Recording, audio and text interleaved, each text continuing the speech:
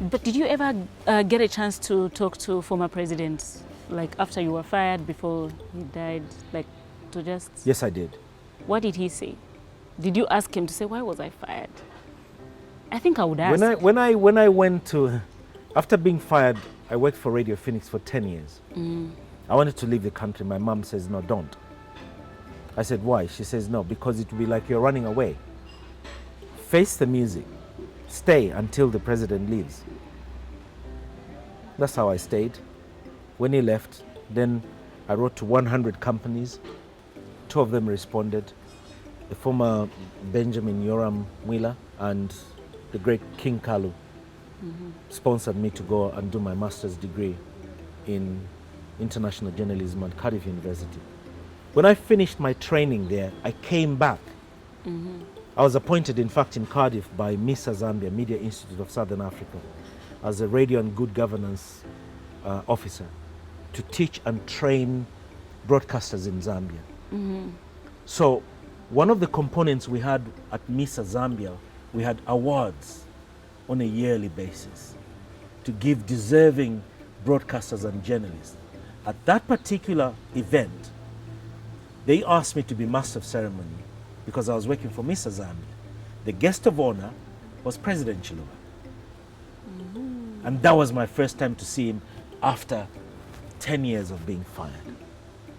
So I picked up the microphone, I held the microphone like this, and I said, from the world of teaching to the world of broadcasting, and was quickly fired, then was appointed by second President Dr. Fredrick Chiluba at State House, as senior private secretary to him, and deputizing the spokesperson department, and later was quickly fired. Ladies and gentlemen, please put your hands together for Chella Katwishi, I'm your director of ceremonies. Then he looked in the air and he laughed. Yeah. And everybody laughed. Yeah. So after I finished making the announcement, then he sent his ADC, who is the bodyguard, to come and call me. I went there, I knelt, and then he says, I would like to speak with you privately. I said, now, Mr. President, here are you now? Here? He says, no. Ask Pamozi if there is a side room somewhere. That's how we went in the side room. And in there, when you're speaking to the president, you obviously kneel. So I knelt down. And then he placed his hand on my head and he says, I'm sorry for dismissing you.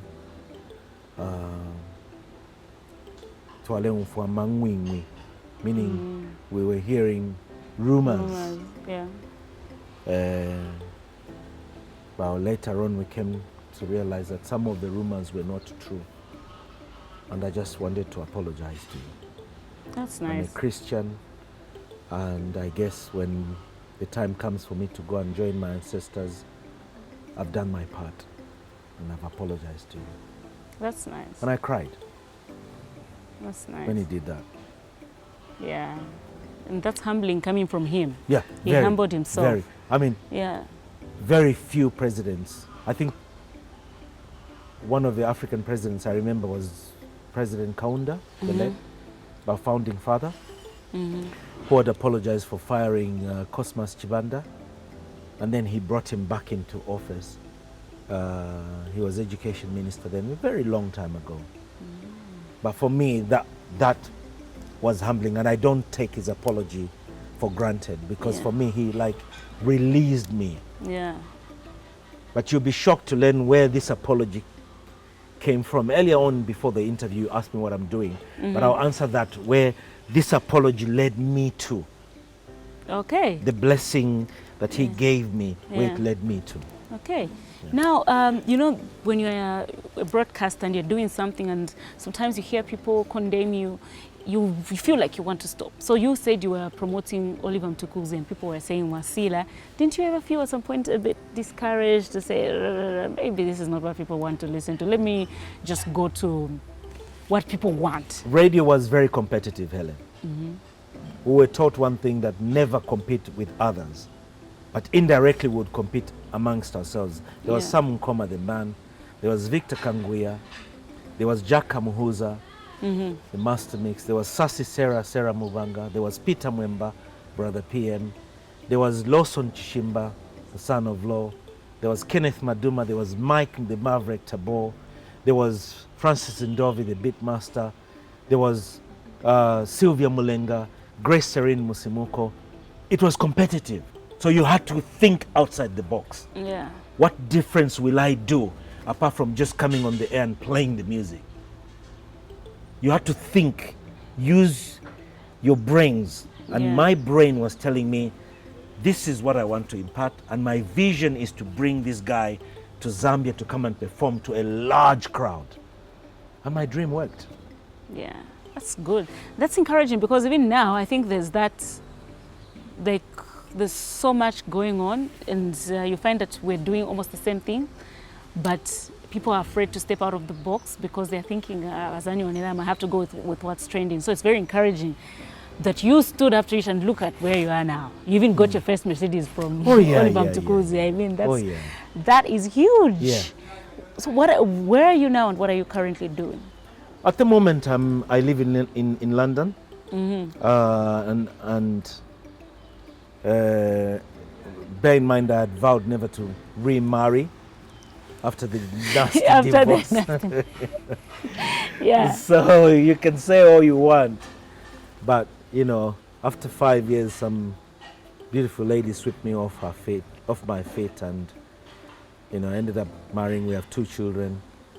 So I was one of the senior directors at Movie Television. And so we were debating, should she come here or should I go there? How did you meet? If she was We grew up outside? together because she was in England, so they used to come for holiday, you know, so we'd meet on the holidays, and should meet my cousins. And my cousins would say, oh, you want to see Chella Katwishi? Okay, pay first.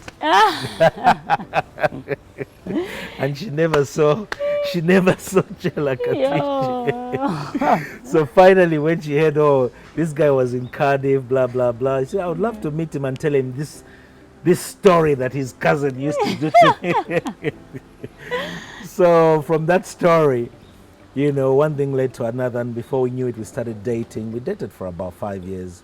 And then married, had 2 children. And so we're debating, should she come here and live here or should I go to the UK? Yeah. Now, it was a bit too much for me because the money was good at Movie Television. We were making, you know, very good money. I remember when I joined Movie Television from Misa, they said, but CJ Vasila manje waenda kukantemba. But you see, I was wise. I ended up going to handpick the late Augustine Lungu to come and work with me. Oh, you did? Yes, I did. Yeah. And he agreed. And we changed the face of Movie Television. Yeah. From Breakfast with the Boys to Ready for Marriage to...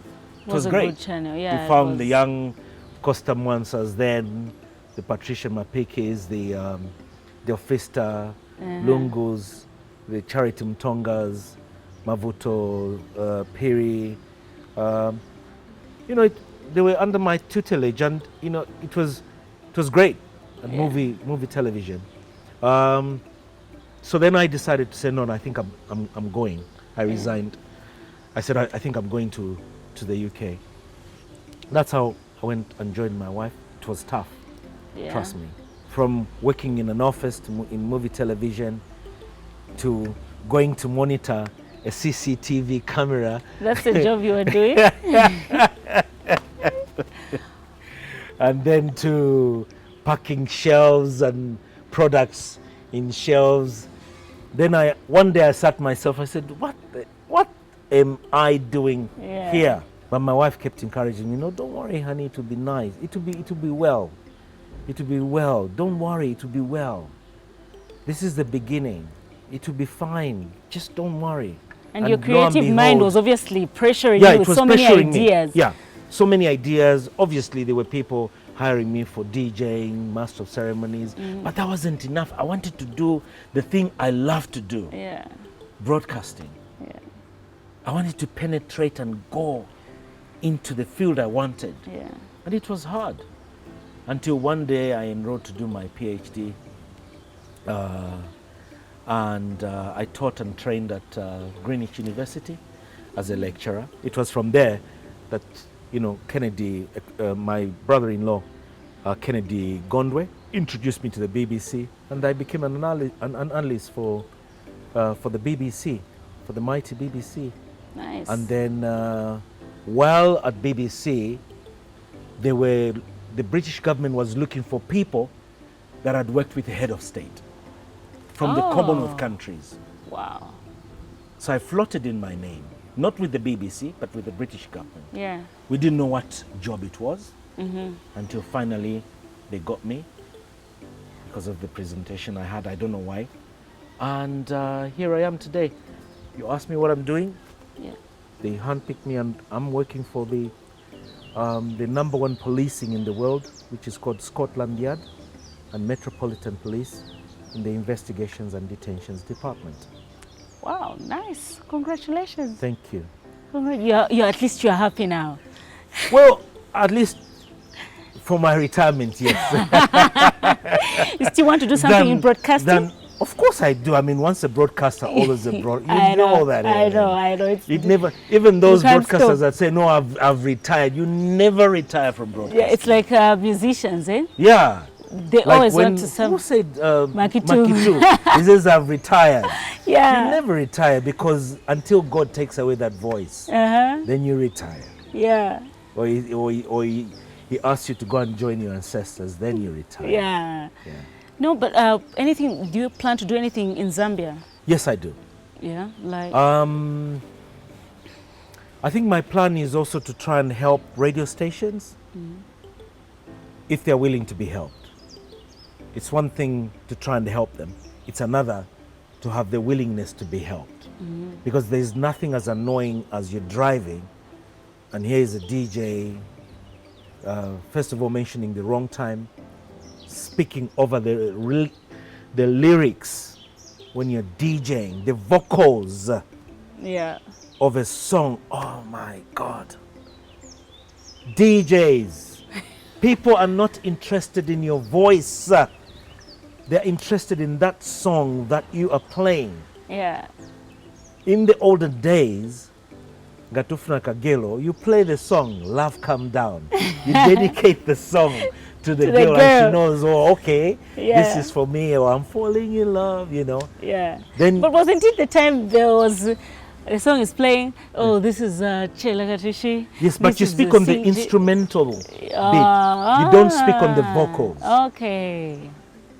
So you let us listen to the... Yes, okay. Because the listeners and the viewers are not interested in your voice. They're interested in the song that you're playing. Because it will remind them of something. It can remind them of them falling in love with somebody. It reminds them of a wedding. It reminds them of when their father or mother or sibling passed on. Yeah. That's what it is. So you talking over the song, you're irritating the listener. What's your take about broadcasting in Zambia right now? It's gone to another level. Yeah? Good? Yeah. Yeah. It's definitely gone to another level altogether. Different altogether. Altogether. My goodness, we've got massive talent in this country. And I'm very, very proud to be a broadcaster. The only one thing that I'm not happy about, which I even talked about on one of the stations, is where social media is about to take over broadcasting. Yes. You cannot just wake up one morning, take a phone, and start broadcasting. Of course. Because we're forgetting one thing. This, being behind this camera, can either make or break your country. Yeah. Being behind a microphone, being behind a camera, in front of a camera, can either make or break a country. Didier Drogba. There was chaos in Cote d'Ivoire. Yeah. Didier Drogba had to go on national television to calm the situation down. They listened to him. He used his popularity. The genocide in Rwanda, how was it started? It was started from the radio. Now we don't understand how powerful the instruments of media, the fourth estate, how powerful it is.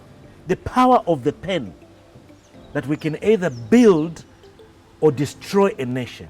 How do you think that can be controlled? Because it's many times where people have said, look here, as much as these guys that report on social media feel like they know what they're doing, they actually don't know what they're doing. You still have to respect the people that actually professionally do this job, you know? But I don't know how that can ever be controlled, because it's something that people have been talking about over and over. It's free speech and it's free media. Yeah. And the world has gone global and the world is changing. You can't control social media. Why can't you control social media? Because, look, first of all, there's the monetizing aspect, where people want to get views. The likes, the views. Exactly, the likes and so on and so forth. So it's up to the broadcasters to rise up and learn to coexist and show the professionalism when they're doing programs like this. When you're asking questions and we're not arguing, you know, no, but Chella, no. Yeah. It now becomes a circus. It's not an interview anymore. Yeah. You understand? And research as well. Broadcasting is about research. It's about talking figures and facts. That's what broadcasting is all about. Don't be political. Be impartial. Don't take sides. We've seen what has happened to me, to the rest of my colleagues in broadcasting, to the rest of my colleagues in the media industry that have been appointed by presidents and disappointed, and some of them are a sorry sight. Yeah.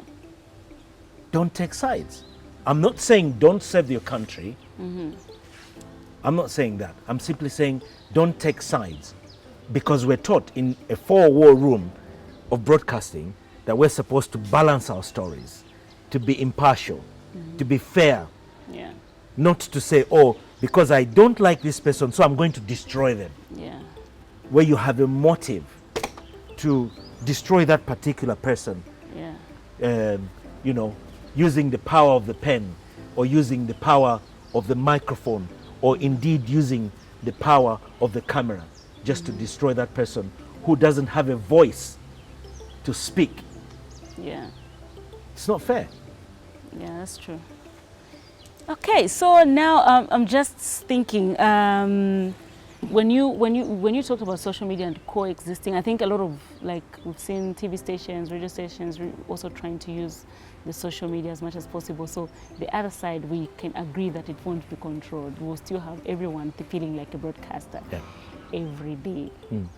What do you think needs to be improved, apart from coexisting with social media? Presenters like me, radio presenters, what do you think they need to work on that most of them are not doing? I think asking Hellen, how do you do it? There's no harm in the background asking innocent Kalaluka, how do you do it? Franklin Tembo Jr., how do you do it? Yeah. Asking, the old timers are still there. The Doreen Mukanzos of this world, the Margaret Phiris of this world, they're still there. The Kenneth Madumas, they're still alive, very much alive. The Frank Mutubilas, they're still there. And they still have the fountain of knowledge. They're there, they're not dead, they're there.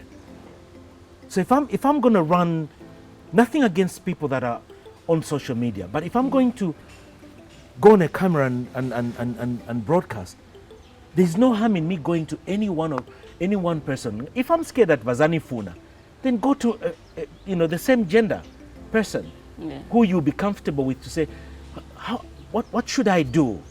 This is what I want to do. That's how we learned. Yeah. Every time, look, Hellen, it took us 6 months to test the microphone. We were sitting behind like this. Sometimes you doze off. Yeah. And all you do is, if the person presenting in front of you, you say, okay, just mention the time. And you just mention the time. Sure. Don't say anything, just mention the time. That's it. The time now is 12 hours. Don't mention your name. Don't mention what it is. Just the time. Until bakupika wapia, you become a fully fledged broadcaster. Yeah.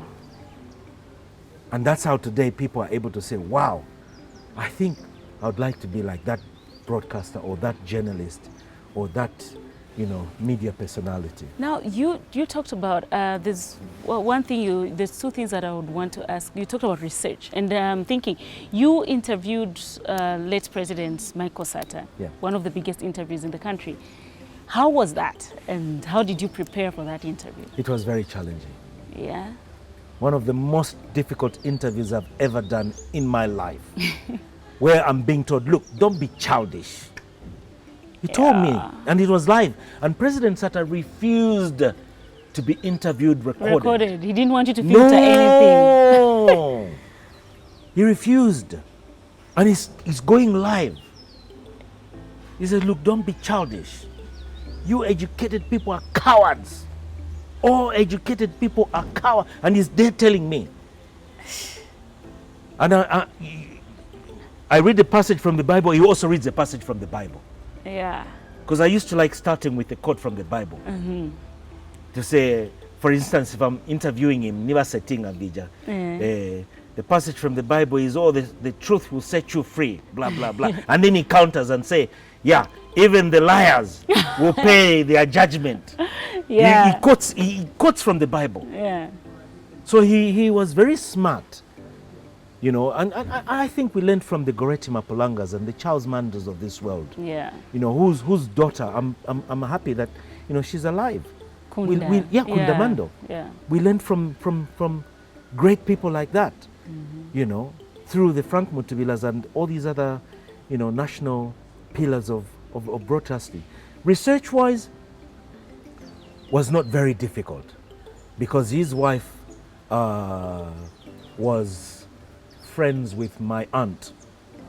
So I went through my aunt to go and ask her to introduce me to his wife. Then she gave me some questions. Ask him about this. Ask him about that. The wife? Asking about this, yeah. Wow.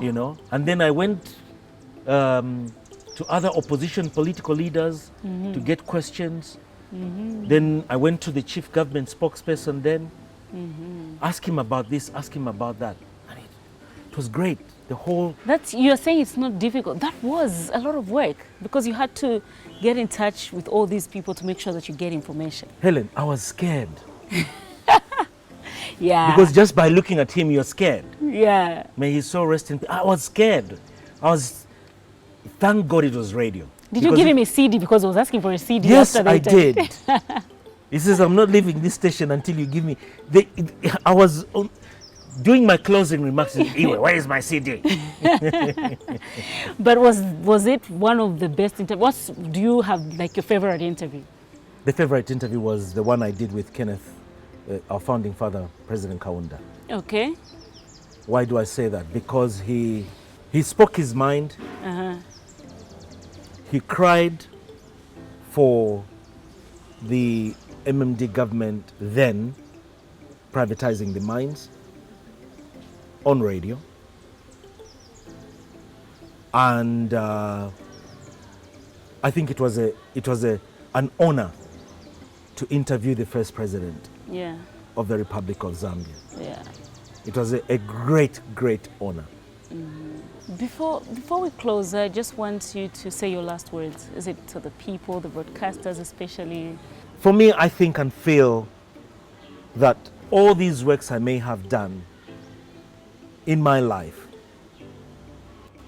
to the broadcasters, please, I'm begging you, and to the media practitioners that are in the industry now, learn from my mistakes, don't repeat my mistakes. If you're given that appointment from the president, pick up your pieces, zip your mouth when you are fired.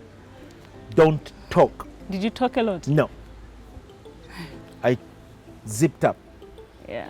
Zip your mouth because you can't fight the state. Yeah. And I think over the years I matured up and grew, and the government did see, and I'm proud to say I've been honored and humbled to have a road named after my name. Yeah. I'll pass on. How did you feel when they named Very the road humbling. after you? I cried. Yeah. Very humbling. I mean, local authorities don't just get up and say, we're going to name a road after this person. No. There's so much that goes on. I'm not part of that. I didn't even lobby for it. Look, I was 9,000 miles away. Then I received a phone call from, no names mentioned. And, and I've seen the road. I said, wow. It's a humbling experience because I'm not worthy. There's so many great broadcasters that have done better things than I have done. I ask myself, why me? God, you've taken me up, down, down. Yeah. Where do you want to take me now? Yeah. You know? I'm sure from now it's just up, up, up. That's my prayer. Look at me, I'm graying. The downs are done. Yeah. I think the downs are good when you're young. That's my prayer, Helen. That's my prayer. Yeah. That's my prayer, seriously. Yeah. And because of that, on this program, I'm offering you and your husband, who is the director of this program, when you go full force, do you produce it every month or every week? Every week. Every week. Yeah. Every week, you'll be doing a quiz, and then I'll be sending the prizes for the winners. You've heard, guys. So you gotta subscribe even more. There will be a lot of stuff coming. Especially for the ladies. You love MAC powders, isn't it? You love handbags, isn't it? They're sold. They're taken. Why am I doing this? Because I've got to support my industry. Yeah. When I see Helen doing a program like this, it makes me proud. Thank you. Thank you. It makes me very, very, very proud to see that, when we left, the innocent Kalalukas were imparting the knowledge in you, and here you are. It's proud. It's a conveyor belt. It's a system that should continue. Yeah. As opposed to, oh no, name calling of this broadcasting station, that broadcasting station. We are all broadcasters. Yeah, that's true. And we need each other. If we're not united, look at the lawyers. The lawyers are united. Look at the artists. Look at the musicians. Yeah. When a musician passes on, my goodness me. Yeah. When an artist passes on, when a lawyer passes on, when a judge passes on, for crying out loud, the media industry is the fourth estate. Yeah. So broadcasters, please, let's unite and avoid this pull him down syndrome. Yeah. Let's just unite. If somebody's doing well, pick up the phone, call them. Yeah. Well done, you did well, but I wish you could have done A, B, C, D for the future. John Bwalya just came back from the BBC. How many broadcasters have learned from him? Yeah. And to be part of the BBC, it's not easy. Ask Kennedy Gondwe, ask Maureen Nkandu, ask John. It's not easy. It's not easy at all. It's the mighty BBC. It's a lot of work. Yeah, it is. Yeah. So if you've been there, then you say, yes, I've done it. Yeah. We're grateful, and that's why I'm saying I hope you're doing something in Zambia, because I think a lot of us, and I'm sure a lot of people after watching this, they will still want to hear from you and learn from you and just... And lastly, to the celebrities, broadcasters, I don't care whether you're a musician, don't let fame get to your head. Because that same fame is going to bring you down. And when it brings you down, those people you're laughing at. And they laugh hard. With social media now. Imagine if all your scandals were happening now when there's social media. Oh my world, Helen. Oh my world. What didn't we do? Oh my world. I don't even think that a road was even going to be named after. It was going to be wild. Oh my world. Yeah. There are certain things we'll do and we ask ourselves, have we just done this? Yeah. Like what? Anything. I mean, we enjoyed it. What's the craziest thing you ever did? Craziest. I remember me and Moses Nyama. Yeah. We're spinning Moses the bottle. Nyama Q? Yeah, QFM. Yeah. Chief Executive, QFM. Yeah. Moses, allow me to say this. We're doing a do or dare thingy. So Moses said, the bottle spinned and then it turned on me. So Moses says, Chella, CJ, I dare you to go and kiss that girl. That's a stranger, a total stranger. Oh, God. We did crazy things. And you went? It's do or dare. What did the girl do?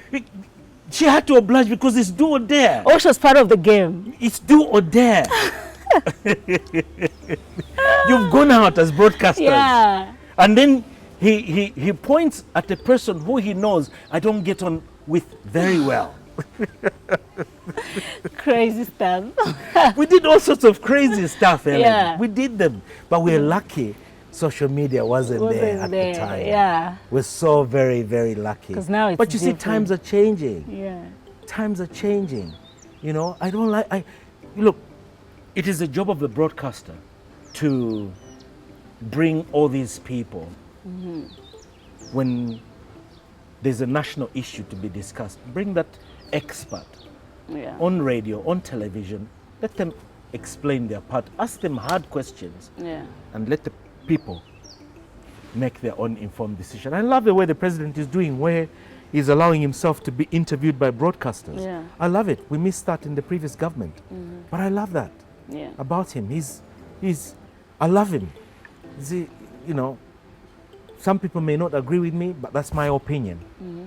You know, and for me, my advice is, look, let's just do our job as broadcasters and support each Ask other. the questions that need to be asked. Yeah. Thank you. Cherry on the cake, you're married to a lady who is related to a broadcaster. Yeah. Manchilu's aunt. Yes. So- Manchilu's father Yeah. and my wife are sister and brother. Nice. Did you give Manchilu some ideas when he was going on radio? Yes, I did. Yeah. Yes, I did. Nice. I did. And don't forget also the veteran broadcaster, now Ambassador Mwansa Kapea, is my chufi, in the sense that his wife and my wife are first cousins. Wow. And then there's also Kennedy Gondo in the family. Then there's Kennedy Gondwe. Kennedy Gondwe is a nephew to the late Dennis Liwewe. My firstborn daughter is a grandchild to the late Dennis Liwewe, meaning Mr. Dennis Liwewe's daughter and me have a child. Wow. That's a family full of broadcasters. I can imagine how your children will be. I think do you have a child who looks like they're going that direction? In broadcasting, Any interests? yes, my daughter in London, Pepe, she's definitely going in that direction. Yeah. My son loves music. So there's something. Yeah. Katongo is very shy, but is able to speak freely with people that she gets on with. The other one in Namibia is into financial accounting. He's in a world of his own. Yeah. I think it's the last two. The last two in England. Okay. Yeah, because just recently, my second last born bought me my first stereo in England. And I was dancing. And she was so happy. I never knew nothing before I came. I never knew they hid it from me. I didn't know what it was. I just saw all these boxes under the Christmas tree. And, you know, when they opened it, I said, wow. Played the song and I started dancing. It just, you know, brought so many memories, and said, Daddy, I cuddled her, and, you know, and I think there's music in that girl. Nice. Yeah. Nice. Thank you so much. You know, we can chat the whole day. This is such a great conversation. Thank you. I'm really humbled, Hellen, and I'm grateful that you know, you invited me on your Candid program. And keep up the good work. And viewers, keep supporting Candid. Remember, there are more goods coming for Candid, as Hellen put. Sorry, I was mentioning countries. I do beg your pardon. Not fake products. I do beg your pardon. But not fake products, but genuine, long-lasting products are coming as goodies. And I'm making a pledge and a promise. This is my way of giving back to my country, to my industry of broadcasting, which I love so passionately. Thank you. Thank you. And I'm so grateful that you are giving back to your country through my show, like one of the shows that you are giving back to. Thank you so much. You're welcome. I really appreciate, and the criticism, we listened, we appreciate that. We like to hear that as well. Yeah. Thank you. You're welcome. Thank you. God bless. Thank you. Alrighty guys, I hope you enjoyed this interview as much as I did. I can chat with Mr. Chella Katwishi the whole day. It's been very educative, especially to my fellow broadcasters as well. I hope we've learned one or two things from this show. Thank you so much and keep subscribing. Like you've heard, goodies will be coming.